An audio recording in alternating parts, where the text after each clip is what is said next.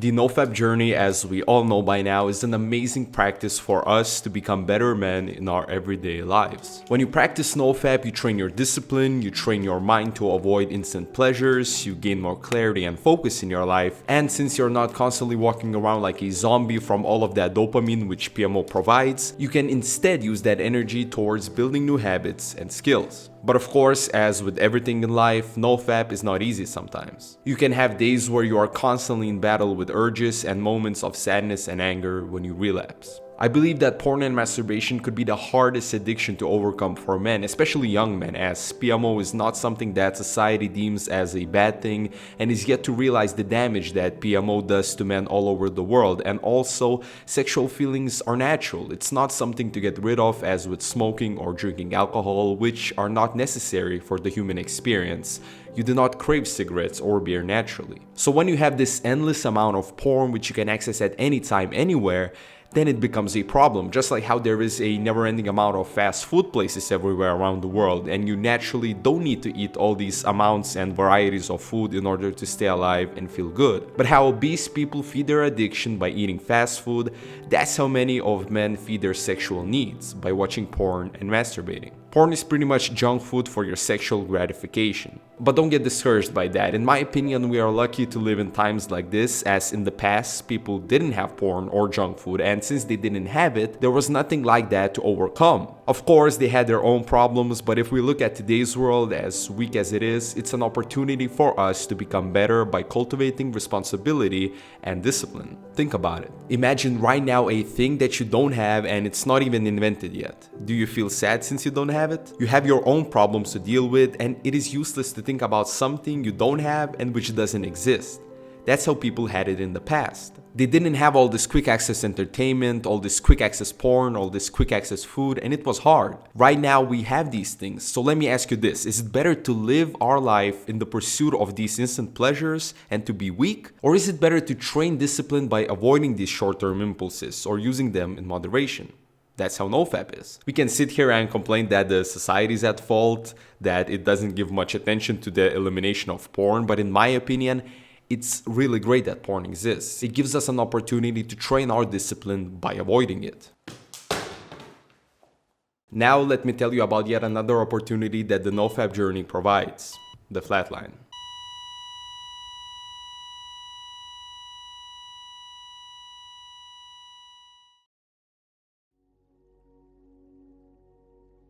According to the Google Dictionary, the flatline is defined as fail to increase, remain static, and that's a pretty good definition for the NoFap flatline. You may start to not experience the NoFap benefits as strongly as you did, and you may fall into this state of being sad and unmotivated for some time. If you ever felt this way during your NoFap journey, well, that's what it is. It's the flatline period. I get many messages on Instagram and I see your guys' comments asking me for advice on the flatline, and after experiencing the flatline myself and giving it much thought, I've come to this realization.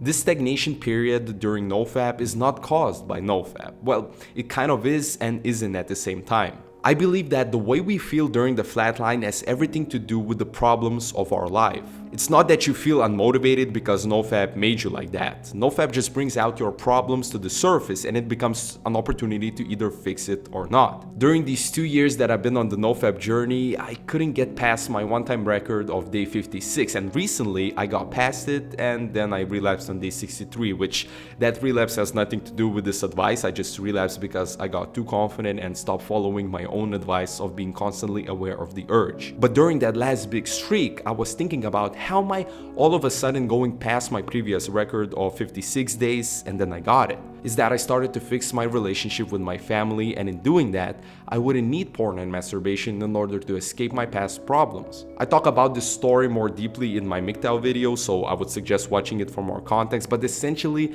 NoFap is an addiction like all others, and why do people get addicted to these short-term pleasures? So they wouldn't need to think about their problems. When the NoFap flatline appears, you should carefully think about why. Maybe you have not fixed your relationship with somebody, or you're not taking care of your future the way you should, or whatever your current life problem would be. If you find the most important problem and at least attempt to solve it, that's when you escape the flatline. When you deal with these problems, then you won't get those really big urges that most most likely prey on you subconsciously because you used to PMO in the past. The urges won't go away, and it's still possible to relapse because, as I mentioned at the start of this video, it's natural to feel sexual urges. But dealing with the problems of life can help you enormously to not only increase the lifespan of your NoFap streak, but also to learn more about yourself and to become a better person. That's what NoFap is. It's a tool to use in order to elevate your self-improvement, to attract other habits, and to learn new skills. People often say that NoFap changed their lives, and